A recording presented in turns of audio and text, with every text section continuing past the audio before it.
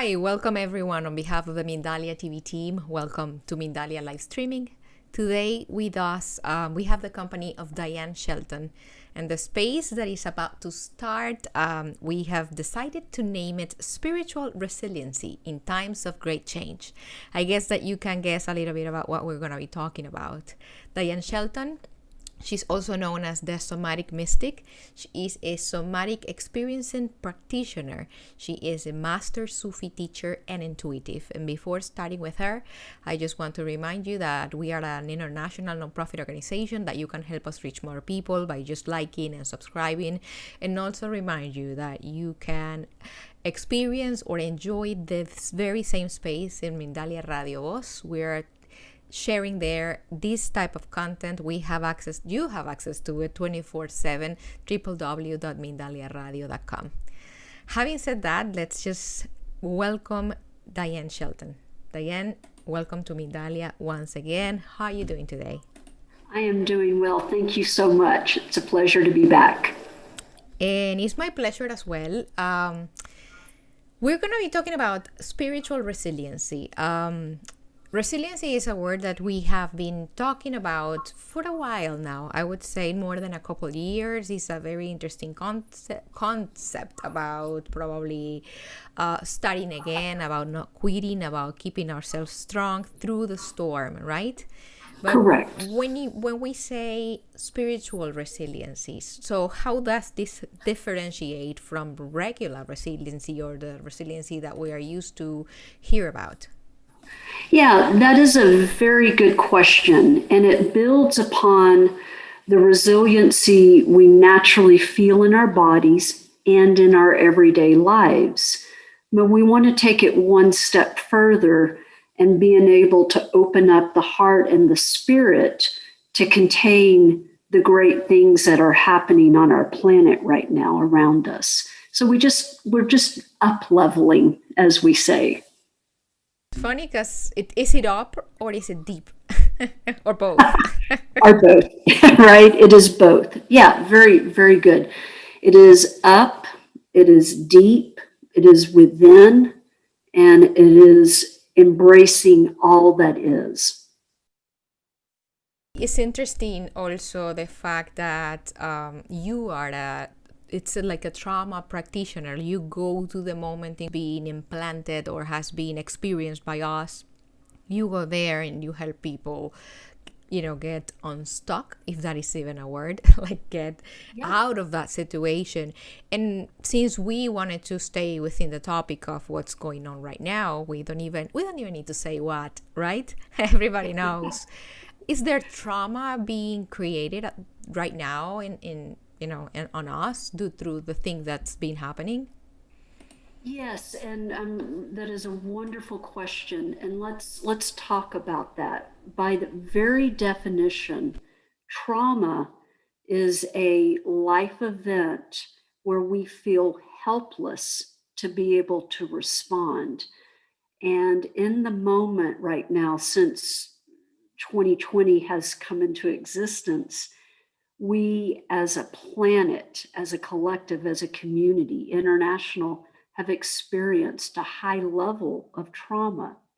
What it is doing right now is activating, for many people, their own personal traumas.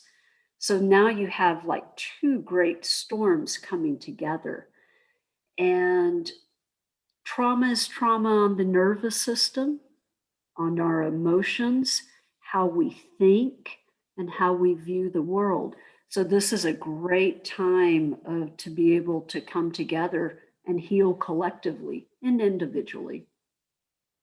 So when we experience trauma, this is not something that we're going to be carrying in our thoughts, but this is something that is actually causing an effect in our energy field, in the whole thing that we are. It goes way beyond whatever is in our thoughts.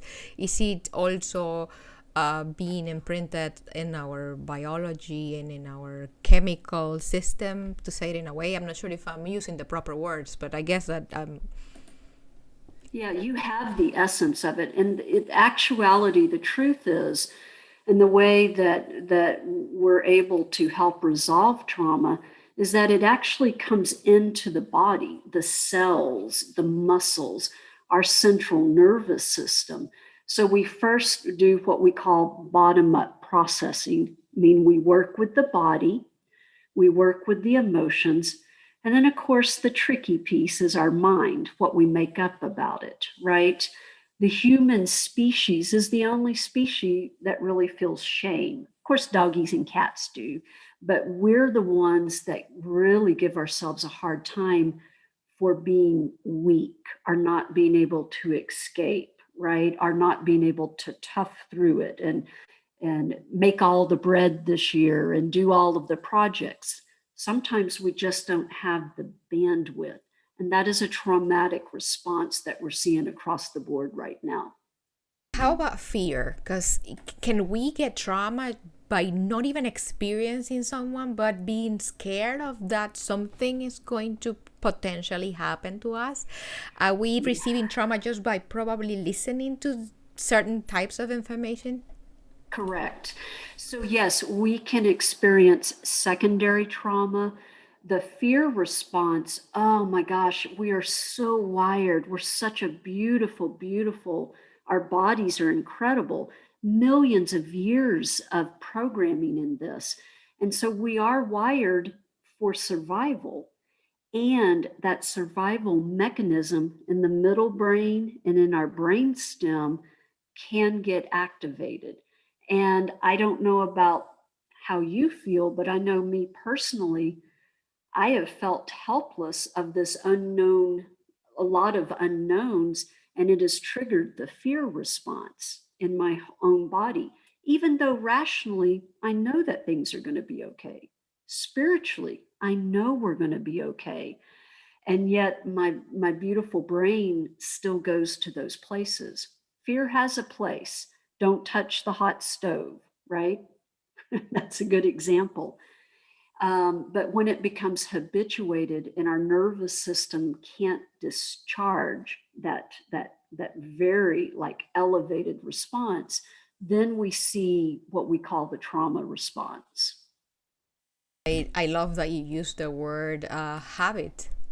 And I just constantly feel that we lean towards practicing the wrong habits. We normally lean towards practicing habits that are probably not for our best interest.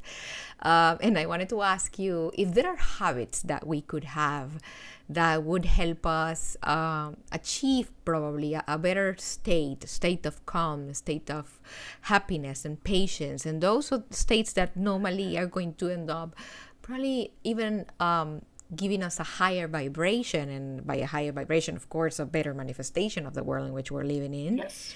Tell me about what habits you consider healthy. Yeah. Okay, so we'll do it in a four-step process. Let's start with the body. So the body is easy. We all have a body. This is a really cool thing. We all have something here. So we want to be able to let go of resistance in our body. Like even right now, like talking with everyone right now, I might feel a little nervousness. So I just take a nice deep breath, allow myself to relax it fully into my body, allow my nervous system just to be for a minute. And you can do this with me. Just take a breath. And you and I, let's just gently look around, right? And there's no threat right now. It is safe. And we allow the body just for a minute to settle. And we feel that. So there's safety right now just between you and I with our body. The second thing we can do is to calm the mind. Now, many of us are really like, there's a lot of things competing for the space up here. So we just kind of let that fall apart. We're going to think thoughts all the time. That's the human condition. And we never want to say, don't think the thoughts. They come up and we just let them pass through, right? We don't have to always take action. So let the mind rest a little bit. And then we come to the heart. We feel the heart and we feel our emotions. And we notice what's up. And sometimes it might be an icky emotion, right? Like jealousy or resentment, or sometimes it might be something as wonderful as joy, contentment, happiness. But notice what it is and try not to block it. So notice your emotions. The other fourth habit is spirit, having a connection to your higher source or God or whatever you want to call the higher self. Instituting this at least several times a day to see where you are in time and space is a really, really nice exercise to remind you that you are an eternal being living in this physical body on the planet during great change. Okay, I think I'm liking that that thing of being here at that moment, and because I'm an optimistic, and I always have this magical idea. I may be wrong of me being here voluntarily and always trying to cherish the opportunity for growth that comes with those changes through the challenges that we may be having. Um, if I'm doing that, if I'm conscious, then I have access to, because one of the things that we describe in the conversation that we're going to be having, so if I promised it, I have to deliver, is how can we reach to our sacred heart and the nervous system to help us navigate through this experience. So how do we go there? Like once we're here, once we know what we're doing, once we Right. are facing the challenge, how do I reach to the toolbox? Okay, really good question. And we always start with the basics, right? Because it's through the basics, the simplest things that allow us to be here. And one of the first things that I tell my clients, my students, everyone, you were meant to be here. So that's the first thing. So then you're like, oh no, I signed up for this. Right? Okay, huh. But know that it is a great gift to be here right now, even with all of the uncertainty. And it's kind of hard. It's a little bit having the mind of a child, right? Where there's curiosity. But here's what's really, really interesting. You can only be curious when your nervous system is relaxed. Think about that, right? Because when it's Really, not relaxed, we are like in fight or flight mode. yeah, fight or flight or freeze and collapse, right? You see it with when people get really frozen and they can't do anything, and that's normal. That is a normal response. So curiosity and play, animals play, have, and this is a question for all of us right now. When's the last time you played? Like had fun and like started laughing? There's a biological reason, but there's also a way in our energetics. So when we laugh, like even right now, you stimulate the vagus nerve, you stimulate the 10th cranial nerve, and it takes it all the way down to your belly, and you start laughing, you feel great, and then you're relaxed a little bit. So then you have curiosity. What's next, right? What's next? Like right now. So when we're relaxed, when we're able to slow it down just a bit, then we can remember the basics. And the basics are you are needed right now on this planet. Now, all of us have a unique destiny, and that's up to every individual to go, what is that, right? And for some of us, it's on a huge world stage, right? We see that in politics.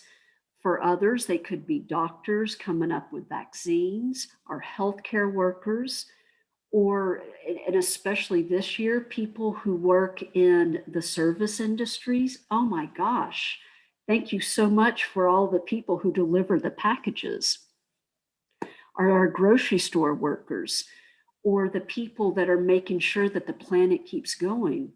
And then what about the ones who are here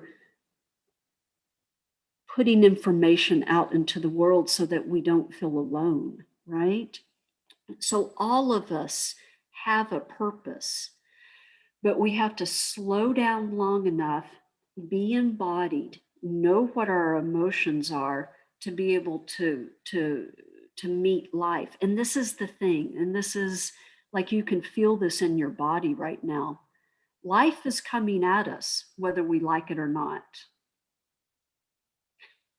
right?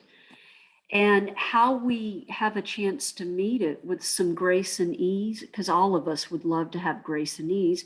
Sometimes it's messy. I don't know about you, but there's been many times this year I thought I was losing my mind because I haven't been around anyone. And remember, we're meant to be in connection, and all of us have been in a timeout. I really like just what you brought up, which is we are meant to be together. We're meant to be a pack. We're meant to be with each other, and that also makes me wonder. Uh, just staying in the topic of the trauma and how hard things could be, how can we help other people navigate through their trauma? Can we also use our sacred tools to help other people that may not be even interested in this type of lines of thought? Yes. And so there's several things that we can be doing together, and we already are. And that is just as simple as doing Zoom meetings right now when it's safe to be with others, right? Even if you can, when we do the socially distancing, because there are some constraints right now, but being in proximity to other human beings, smiling, I'm friendly, right? Remember, we are first wired to tend and befriend. Another way of saying this in spiritual traditions is the universe is a friendly and compassionate place. It is, right? And we're wired for it. And to help others, we don't even have to get into all of the dynamics of the metaphysics as much as some people are very much touch starved right now, right? And sometimes we're not able to do that, but you can ask them to hug a pillow as you hug a pillow, and it feels like we're almost hugging, right? Because I promise you right now, the basic needs are what are needing to be met right now. Not only do we need shelter, food, livelihood, we need each other, right? We do need the connection. That sounds definitely beautiful. I agree with you. The connection is vital in our processes. But how about the opportunity also for in the opportunity of being by yourself? I'm kind of seduced by that as well. As much as I love interactions, I tend to see the beauty in these spaces of solitude in which there's no one but yourself. How do you see that? Yes. Yeah, so every and one of the basics ways every nervous system has a set point. And you can see it with children. You can see it when you play roughhouse with them, or even like animals. Eventually, they need their downtime, right? They need to be disconnected. You can't play all the time. You can't always be in connection. And I think one of the things that 2020 has given us is some what we call the quiet time, and it is useful. Like, and I know many of your listeners and all of us, oh my goodness, why am I here? Like it has been a pause to say, am I doing what the creator asked me to do, right? What are your divine orders? What are we here as a collective? And you can only hear that in silence, with your heart, with your mind quiet, your body relaxed, and you listen to your heart. And with listening to your heart, it is always in the highest good. It's always something that is uplifting. That is when you know that it is something that is important, right? You can feel it. Like you when you want to be of service to another, right? To help. The silence is good, But remember, there's a huge part of the population right now that this is the first time they have slowed down and done nothing, and it's been very scary. I think that's the word. It is scary because we are so used to being always looking outside, and all of a sudden you look within, and probably what you find is a hostile situation because we may be at war with ourselves, right? Yes. Yeah. And with that, right, this is where it gets really difficult because this is where a lot of the trauma comes up and the shame, right? When you're at war with yourself, the first thing you do is like, what's wrong with me? And this is where I always let everyone know there's nothing wrong. It's part of the human condition is to learn about yourself. But not but and as we learn about ourselves to know that there's nothing wrong with us. Like for real, we are enough. Even when we're stirred up, we're still enough because we're feeling, we're breathing, we're alive, and we matter. Oh my gosh, haven't we learned this year that we really matter, like all of us? Super interesting that you say about shame, about guilt, about the taboo of whatever situation. How is that like within the math of trauma? How is that like probably not only what happened to us, but how we feel socially speaking about trauma, about what a certain situation. How's that? Tell me a little bit about it. So shame is, the shame is interesting because shame gets tied into the response of when we have a freeze collapse, right? And when we come out of the freeze, the first thing we usually feel in our body is the hidden impulse to either fight or flee. And both of those in our society are frowned upon. Like, don't fight unless you have to defend yourself or your life or your property. So when we feel like the rage come up, it's natural.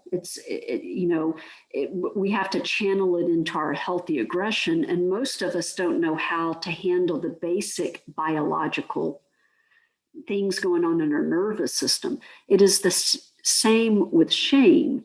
Shame has a tendency where we feel so helpless, and society says, go out there and do it, go out there and tackle it. You shouldn't feel that way.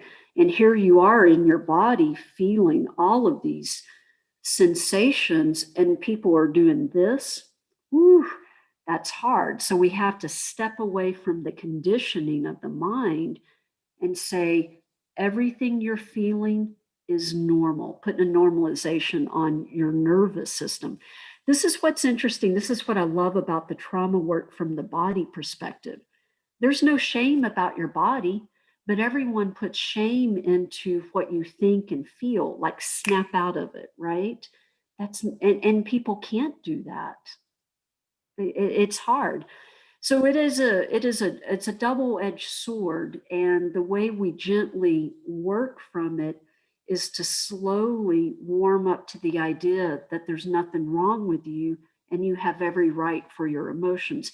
You just have to have a safe place to be able to process it. Um, Something captivated me from everything you said, and is the concept of healthy anger, Yep. a healthy aggression. Can you tell me more about that? Yeah, healthy aggression. Healthy aggression. Well, a good example is think about your animals or your dogs. Healthy aggression is a nice growl, right? And humans do this as well. That we have canines, we have the bite reflex, right? This is wired in our body. We like that. Of course, professionally, we can't do that. So what we do is we use your voice, right? Back up. I don't feel comfortable right now. Or um, what I'm noticing right now, what I'm feeling doesn't feel good. And I need to take a moment to collect myself so I can be able to respond. Most of us can't do that, right? Because it's split second. Immediately it goes in our brain, and we want to come at someone or we want to walk away. And all we need to do is just slow down, feel what we're feeling, and use our voice. This is something really interesting. I need to come find the study again. I wish I had my notes, but sometime this year, I think one of the big medical news was that we are still evolving as a species. And right in here, we have new micro movements. And this is all about our communication. So the human species is still learning how to communicate. I am friendly. I have needs. I am enough. I am angry, and what you're doing, I need for you to back off, right? Learning how to hold our space and to ask for what we need. And I think we're finding it right now with everything in the world. We are definitely not educated about using the power of a healthy aggression. We have never, at least not me or anything or anyone in my circle, had ever been taught how to actually growl. We are taught how to be quiet. We're taught how to be submissive. We're taught how to be yes, how to be kind, how to be friendly. But definitely there is, if it exists, if we have it within us, there must be a time and place and a way to properly use that power of, no, this is my limit, please back up, right? Yes, yes. And one of the things that we do habitually is we override that impulse. And then we become really, really flooded in our nervous system. And then that's when you see people like start yelling or going way over the line because they've had enough. And it's understandable. And matter of fact, a lot of things in the world that we've been witnessing with people being angry, the truth is, what I see is I see a lot of very scared people who feel so helpless that they don't know how to do anything, and then they immediately just go directly into anger. That's a different thing, right? That's not healthy aggression. They just feel powerless. But we want to be able to back up just enough so that they can say, I feel uncomfortable with all the changes I see. I'm scared because I don't know where I'm going to be in this world, right? You can think about, I mean, this could be anybody, right? Are my rights going to be taken away if you get to have all the rights? But no one's able to articulate that. They just feel immediate anger, but underneath it is a deep, deep helplessness. Kinds of make me feel that probably anger management problems are like the aftermath of, I never knew how to properly use that power of, Yeah. please stop, right? Yeah. And matter of fact, not even please stop, just stop. Right? Sometimes the please is too much, right? Right, It's right. not a favor that you're giving me. Right. We're so conditioned. It is an interesting thing, right? And so the resiliency piece from our body, emotions, mind, and spirit comes from being able to know what is going on within you so that you're able to have transparency. I know that many times this year I have felt all jumbled up, and I do this for a living, and I feel like just everything swirling. And if I just stop and say, I feel scared, I feel sad, I feel angry and helpless, no one has to do anything, but at least I'm able to communicate, and it slows it down instead of me saying, you're wrong, you're bad, you're making me do all of this, because that's not, that puts me in a very powerless position and also into the victim mentality. So, from your perspective, from everything you have learned, when we are facing a traumatic experience, like at that very moment, when we are facing a challenge, when we are facing even danger, what is the powerful position for us to be in? How do we grasp that part of ourselves that's going to help us go through that? This is a bit tricky because the word is when we get triggered, right? There's a lot of different triggers right now. And sometimes the most powerful thing we can do is notice that we're triggered. And if there's any possible way to slow it down, to back up, and to go and be with yourself quietly and privately, that's one thing. A lot of times we get triggered when we're around others and they don't know what's going on, but they feel that things have gotten weird.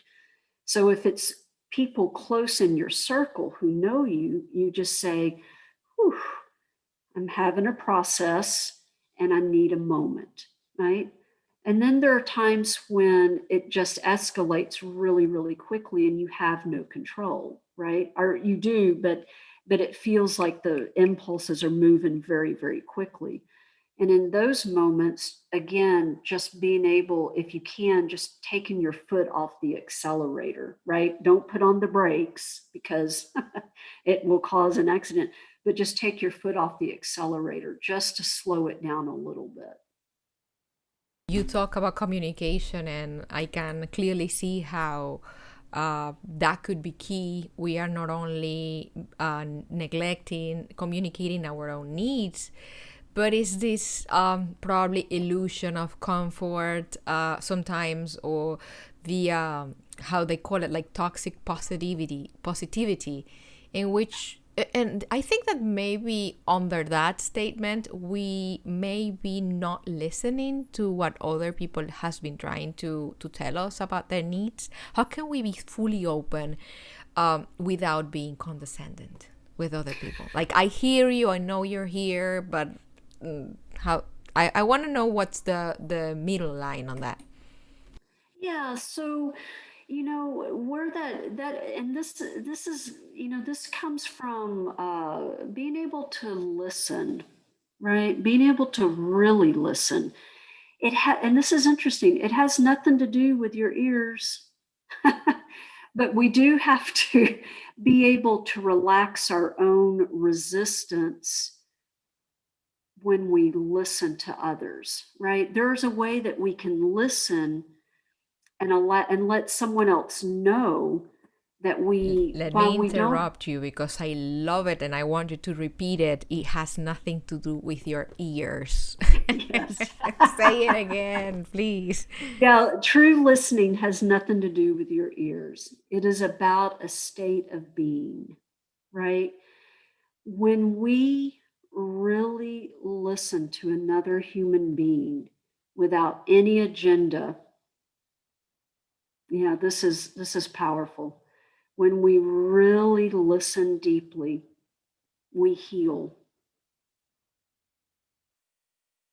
When we listen without having to have a response, we heal. I think it's Krishnamurti that says that not listening is discussing, or not listening is arguing, something like that, right? Yeah, yeah, yeah. And right now, and moving in as we move into 2021, the truth is we're all needing to listen to ourselves first, to people close around us, our community, and everyone on the planet has a voice and taken the time to be able to hold the space. And it will be uncomfortable. Yeah. What's the power in allowing ourselves to be uncomfortable? What comes after that? Oh, so this is okay. Yeah.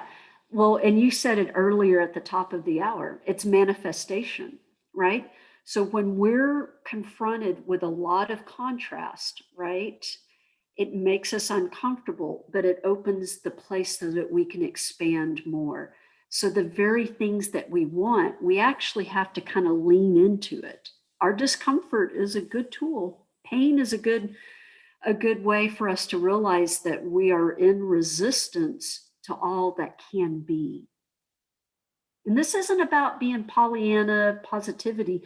This is about accepting what is, feeling it, leaning into it, being a bit uncomfortable, and then asking for more. It is one of the best tools of manifestation. Diane, do you think that within the last, let's say, 12 months, we have, in a way, evolved as a Yes. society, as a kind, as the group of beings we are? Where is that? Where is that growth? How can we? Is there a way to probably measure what you've been seeing around? I'm pretty sure that this is not going to be a scientific statistic or anything like that, but according to what you've been seeing around, what's the big change you can perceive? Oh, this is so yummy. This is such a delicious topic, like really. So you can see it in people's faces even now. You can feel a sense of greater hope for all of us. There is a sense of understanding, especially as it relates to social justice right now, that we are ready for conversations, right? You can feel it. You can feel it in all of us that we want change, that we're not going to be afraid of it, right? And we're not going back to the way it was 12 months ago, not on any level. And that's okay because it wasn't sustainable. Now, it may look like everything's normal, but the truth is, we've all changed, all of us, right? And there's such hope and beauty in the way that we will move forward together. It is together, all of us. And I turn to you and I look to you and go, how are you doing? Like genuinely, how are you? Are you okay? And I can't help you per se. I can't fix you. I can't control your conditions, but I can be here with empathy and be like, wow, here we are together. And how can we move forward together, right? There is truly win win, even in the face of adversity right now. What do you think is our weakest link, Diane? It's us. It's me. Ourselves. It's me, right? It's my ego, my mind that makes up stories about other human beings that aren't even true. It's the same story for all of us. You can look at a text message and get mad, right? Because we And they tend to didn't read mean it with that, the voice, right? We right? assume that the tone was this and that, and it may not necessarily be that, right? Yeah, it's the same story of our condition, and we are getting better. And aren't we beautifully human? Actually agree with you. I just can't quit the idea of the fact that we are getting better, that we are growing, that yes, there are still horrendous things happening around us, but we are better than we were 100 years ago, and certainly better than we were 200 years ago and 1,000 years ago. I decided to see the beauty of the process and the fact that we're maturing. We just need time. We're children, right? In the Yeah, times of the universe, we haven't been here that long. that's right. That's right. Our soul and our spirits are eternal, and we're learning how to mix it up together on this right now. And there is a lot of so many opportunities, right? And I want to also be really clear, the emotional and strain this year has been a lot. Like you will notice it. Part of the resiliency is noticing when you need time for rest. There's a lot of people right now that need just a little bit more. Like at the beginning of the year, all of us had a greater bandwidth, and that bandwidth is a little bit different. Like you can feel it if you get dysregulated pretty easily, like have a shorter temper, and it's only because there's just a lot going on. And if we just take a moment and go, whew, there's a lot going on, and I'm doing the best I can right now, it is okay. Because I want to be really, really clear. There are a lot of folks right now that are just trying to find their footing, and that is normal right now. We hear you. We're here. Let's not leave without answering a question that we have here from Romeo. It came through our Facebook chat. Is it okay to always feel that you want to learn something of every situation? How can I set a balance between learning and applying what I have learned? Beautiful. That's a beautiful question. So yes, it is in our human nature to want to learn from every situation. Yes. And the moment that we ask that question, what is it that I am to learn right now? You just kind of relax into it and know that the answer is already within you. Once you ask the question of the learning, it becomes a part of you automatically. The solution appears, even if it doesn't seem like it's there, it is there. Beautiful. It's kind of like the magic of asking out loud, right? I think, Yes, have you experienced that? That you have this question and not until you just say it, the answer comes from within, right? yes, yes, Are we yes. making the right questions when faced with growth? Do we know what to ask? Is there, like, I always, because you won't find the answer until you give or articulate the right question. So what's the question we should be asking ourselves in these times so we can get the best of it? That's, I think that's going to be individual to individual, but I think all of us are really have been put on point right now. Why am I here during this great change? And how may I be of service to humanity, myself, my community, my family? Like, what is it? And again, that is the biggest thing. How can we help birth in this new creation of humanity that we're witnessing, right? Think about it. And there's so many variations of it. Diane, we have reached the end of our conversation, and how about you give us your closing thoughts? Ah, love, love and hope. Stay embodied. Remember that we are spiritual beings. Remember that your body is your soul made visible. So treat it as such. Relax it, relax your emotions, relax your mind, connect to source. We are built for these times. We are here for a reason. It is an amazing time to be on the planet. It's exciting. If you can find the curiosity, awesome. If you're scared, that's okay. That's normal. But just remember that there is great, great hope for us. And we are going to get through it together, not separate, but all of us together. Thank you again.